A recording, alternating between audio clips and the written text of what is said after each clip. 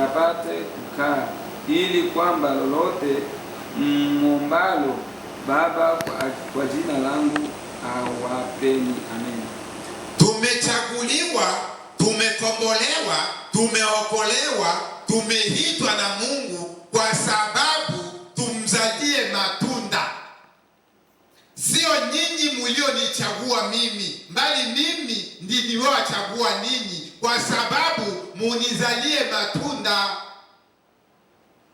Injili unaokwenda kuipana huko, usizani unatenda kazi bure. Tunakwenda kuuza injili. Injili haiuzwi. Injili inatolewa kwa bure kwa ajili tupate matunda. Matunda tutaipelekea kunani? Tuipelekee kwa Kristo. Ni wale tunaokwenda kuwaokoa. Hao ni matunda ya Mungu, kwa sababu sisi tumekwenda kuoa wake zetu kwa ajili watuzalie watoto. Watoto ndio faida, ndio matunda ya kuoa. Na mimi nimeokolewa na Mungu, nimeitwa na Mungu kwa sababu niende kumzalia matunda, niokoe watu waliokuwa kifungoni kwa shetani. Usizani umeitwa na Kristo kwa ajili uwe mchungaji kwa kuchukua sadaka za watu. Usizani umeitwa mchungaji kwa ajili ya kuchukua cha 10. Hapana. Umeitwa kwa ajili uzalie Yesu matunda. Zidi kufanya injili. Nenda huko na huko unafanya injili kwa ajili Yesu atukuzwe. Kumzalia Yesu matunda. Soma Efeso 2:10. Efeso 2:10. Maana tu kazi yake tuliumbwa katika Kristo Yesu tutende matendo mema, ambayo tokea awali Mungu aliyatengeneza ili tuenende nayo. Amen. Amina. Tumechaguliwa na Mungu kwa sababu tutende matendo mema. Sisi waliochaguliwa. Na hayo yoyote aliyechaguliwa na Mungu kwa ajili ya kutenda matendo mema ana shida. Ana vita. Kaa kwenye magoti sana. Kwa sababu shetani anaona na kwenda kumwaibisha, unakwenda kuchukua watu wake, unawapeleka katika ufalme wa Mungu. Atabaki mikono mitupu.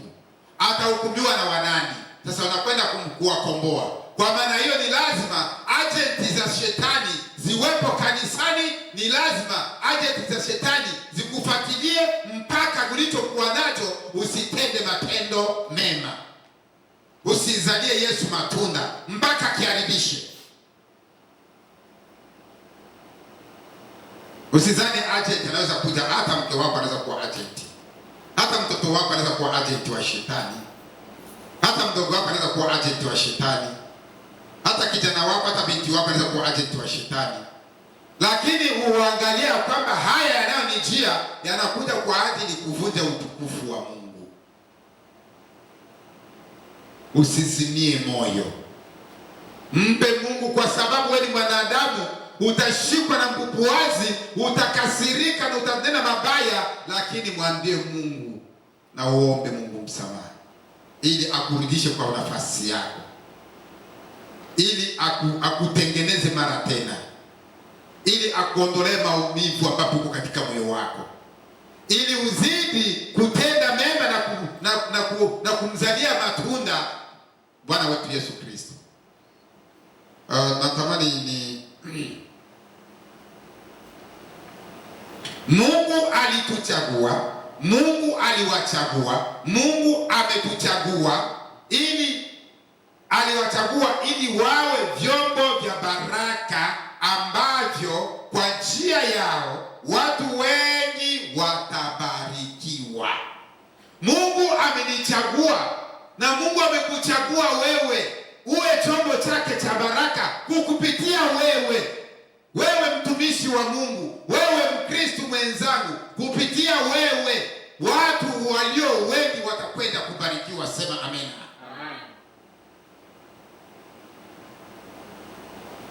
Mathayo 5:13 unaendelea 14 unaruka 16. Mathayo 5:13.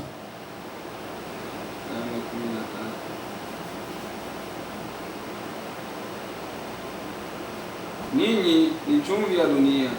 Lakini chumvi ikiwa imeharibika, itatiwa nini hata ikolee? Haifai tena kabisa ila kutupwa nje na kukanyagwa na watu. Unaruka 15:16. Wala watu hawawashi taa na kuiweka chini ya pishi, bali juu ya kiango, nayo yawaangaza wote waliomo nyumbani. 16. Vivyo hivyo nuru yenu na iangaze mbele ya watu, wapate kuyaona matendo yenu mema, wamtukuze Baba yenu aliye mbinguni. Amen. Amen. Bwana Yesu sifiwe. Amen. Yesu alipokuwa akifunza mlimani, akawaambia wanafunzi wake, ninyi ni chumvi ya dunia. Chumvi, nimeshawahi kufunza chumvi hapa na madawa ya chumvi na jinsi chumvi inavyofanya. Chumvi kama haijatiwa kwenye chakula hakina ladha. Chumvi ikidondoka chini hauwezi kuiokota na kuitia kwenye chakula, kwa sababu chakula kitakosa ladha. Kwa maana hiyo itachukuliwa itupwe. Sasa sisi ndio nuru ya dunia hii, sisi ndio chumvi. Tulizungumzapo katika mdomo wetu linakwenda kuunga mtu ili amfuate Kristo. Sisi ni nuru ya ulimwengu huu, msidanganywe na watu. Wewe Mkristo ndio nuru ya ulimwengu huu. Kwa sababu hipi, nitakupa sababu ya msingi. Nendeni kwenye mitaa, mtakuta kuna mtu asiyeokoka amesikwa uzinzi. Sifa yake haitaenda. Watafikiria ale wekyo ni huyo, ndio kazi yake hiyo, ndio kazi yake. Wanaishia hapo hapo, ni hapo hapo wanaishia, kwa sababu yeye sio nuru. Sasa Mkristo akienda kushikwa uzinzi kwa dakika 3, grembi yote itafahamu.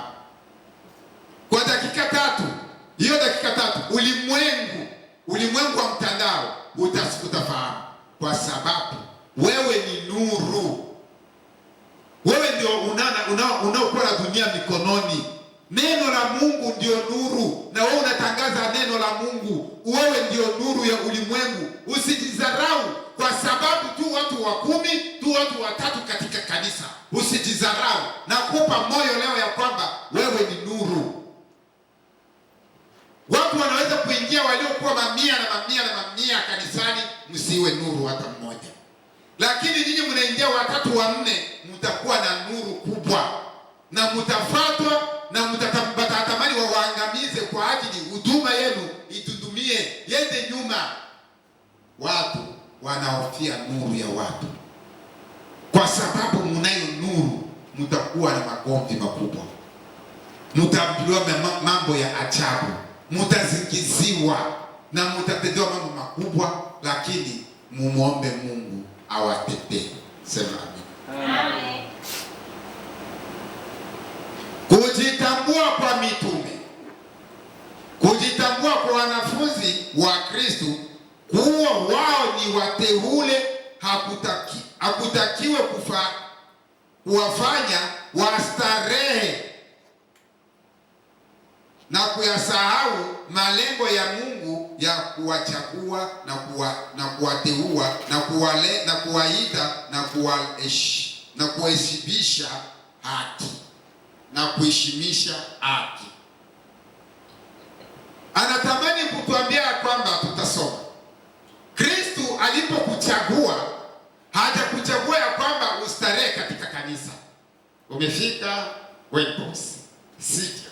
Amekuchagua kwa ajili ya kazi maalum ya kutangaza Injili. Hajakuchagua kwa ajili mimi nimekuwa mchungaji, nimesema. Hapana, amekuchagua kwa ajili ya kwenda kuita wengine walete kwa Yesu, kama vile Andrea alivyofanya. Amekuchagua kwa ajili ya kuleta mwangaza kwa watu wengine. Amekuchagua kwa ajili ya kuheshimisha utakatifu wa Mungu. Tusome Matendo ya Mitume 13:2. Matendo ya Mitume 13:2. Basi hawa walipokuwa wakimfanyia Bwana ibada na kufunga, Roho Mtakatifu akasema, nitengeeni Barnaba na Sauli kwa kazi ile niliyowaitia. Amen. Amina. Wapo katika kazi, walikuwa kwenye maombi, wanatafuta nani tutamuongeza katika wa mitume, lakini Roho wa Bwana akawashukia mle walipo, akasema, mnitengeeni Paulo na Barnaba kwa kazi niliyowaitia. Wamechaguliwa kwa kazi ya Injili, na wewe umechaguliwa kwa kazi ya Injili, si kustarehe. Wakutukane wasikutukane, nenda pale, ataokoka. Apende asipendi, ataokoka. Hata kuja kanisa hili, lakini atakwenda kwenye kanisa lingine, amekwisha kuokoka. Sema amena. Paulo alichaguliwa, akatikisa dunia, akafanya kazi ya Mungu kwa juhudi, akatikisa dunia. Waliotamani kumkimbia walimkimbia, ya kwamba atatuua, lakini waliposikia alichokileta mdomoni kwake, wakasema, si yule Sauli, ni huyo, ni Paulo, ambapo si yule wa Tarsi tena. Huyo amekwisha kuokoka, ili vitu mfuate, na wakampata. Akaokoa maelfu na maelfu, akaandika nyaraka na nyaraka, akaandika nyaraka na nyaraka. Na wewe Mungu anatamani uwe kama Paulo, usiwelelemea. Mtu asikupige chenga tu, nakubali. Yule anayekuja na Injili, mpe Injili ili aokoke, ina maana bado hajaokoka. Yule anayekuja na Injili potofu, mpe Injili ya kweli aokoke, ina maana hajaokoka. Ndani yake mna mambo ya kishetani, ndani yake mna mambo ya Mungu. Amwambia achague, yu moto yu baridi. Kwani kuna watu ambapo hawajajua kazi wanayotumika ndani ya kanisa. Wanadhani ya kwamba kwa sababu nimeingia kanisani imetosha. Haitatosha. Kazi yako ni lazima ufanye Injili. Wewe dada, wewe kaka, mwambie kaka mwenzio, mwambie dada mwenzio, wewe baba mwambie baba mwenzio, wewe mama mwambie mama mwenzio, uwalete kanisani, ili kanisa lijae, ili watu wapate wokovu, ili watu wapate kufunzwa neno la Mungu la uhakika, si yale maneno ya Mungu. Unachukua andiko katikati, unakwenda kuzungumza, baadaye ile andiko haujue mwanzoni imesemaje na mwisho imesemaje. Umelichukua katikati. Kwa nini waliandika ile andiko? Wameandikia nini? Na mpaka kwa nini mwandishi alisema ile andiko? Na kwa nini ameliandika? Na kwa nini vimetokea? Haujajua hapo juu kumetokea nini na hapo chini kumetokea nini. Unakuja kunipa andiko. Ndio maana watu wa Beroya walikuwa na akili nyingi. Watu wa Beroya, Paulo alisema sijaona watu kama wa Beroya. Unapoleta andiko wanaichunguza, wanaangalia hii andiko kweli katika Torati ipo na inasema kweli. Walichunguza maandiko ya Paulo mpaka watu wa Beroya wakubali kuokoka. Wamemchunguza Paulo katika maandishi yote na katika mahubiri yake yote, wakakubali, wakasema ametumwa na Mungu. Sikiliza mtu, mwelewe mtu, mchunguze mtu, ametumwa hajatumwa, amejizalia yale maneno hajajizalia maneno, unabii wake ni wa kweli, unabii wake ni wa uongo. Chunguza anayotetewa ni nani, amekuja kwa ajili ya lengo lipi, utapata majibu. Kwa hiyo wafahamu kwamba Mungu aliwaita ili waishi katika maisha ya utakatifu tu. Kwa hiyo wafahamu kwamba Mungu aliwaita ili waishi katika maisha ya utakatifu tu. Waebrania 12:14. Waebrania 12:14. Waebrania 12 kwa 14.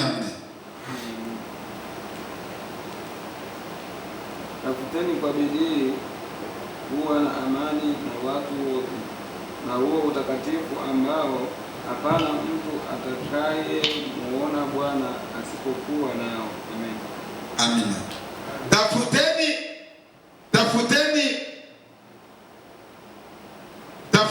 amani, kuwa na watu.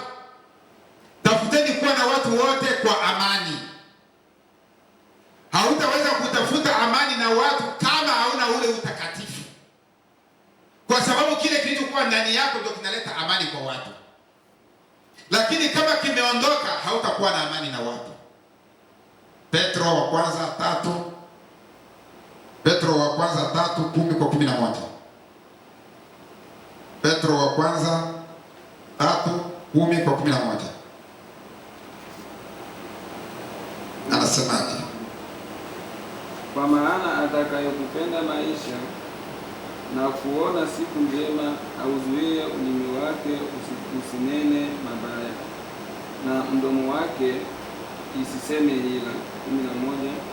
Na aache mabaya, atende mema, atafute amani, aifuate sana. Amina. Aiache mabaya, atende mema, aitafute amani. Amani inatafutwa, lakini watu wanaotafutiwa amani, wao hawapendi amani. Tutabaki kuwa chini, tutabaki kuteseka, tutabaki kudharaulika kwa ajili ya kutafuta amani na watu wote. Wanadamu wataona ya kwamba sisi hatufai, hatustahili, lakini kwa Mungu tunapata utukufu kwa sababu tunatafuta amani na watu wote. Bwana Yesu asifiwe. Neno lake ili liwe kwenu na kwangu katika jina la Yesu. Naitwa Pastor Emedi Lolena. Ukitamani kuwasiliana na mimi, basi utawasiliana na mimi kwa ajili ya somo hili. Nimelifikisha mwisho, na mwisho wa somo ndio mwanzo wa somo. Ina maana kuna somo lingine nimeshalimaliza. Kuna somo karibuni 3 nimeshazimaliza. Lakini mpaka kamati siku ambapo watanipa na muda wa nafasi wa kupata jukwani, hapo tena tutapata jukwani kwa kuanzisha somo lingine. Namba zangu za simu ukihitaji mimi ni